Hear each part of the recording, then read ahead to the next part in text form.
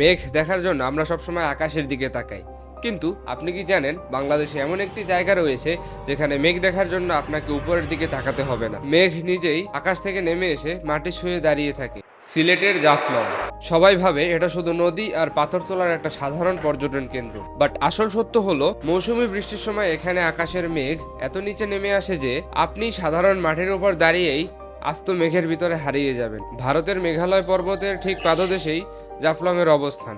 মেঘালয় শব্দের অর্থই হলো মেঘের বাড়ি। আন্তর্জাতিক সীমানা ভেঙে ভারতের সেই বিশাল মেঘের দল প্রতিদিন প্রকৃতিগতভাবেই সরাসরি বাংলাদেশের মাটিতে এসে আশ্রয় পড়ে। আবহাওয়াবিদদের মতে ভৌগোলিক গঠনের কারণে এই পুরো অঞ্চলটি পৃথিবীর সবথেকে বেশি বৃষ্টিপাত হওয়া এলাকাগুলোর মধ্যে একটি, যার ফলে এখানে এক অদ্ভুত আবহাওয়ার সৃষ্টি হয়। পৃথিবীতে এমন জায়গা খুব কমই রয়েছে যেখানে মেঘকে ছুঁতে আকাশের দিকে তাকাতে হয় না।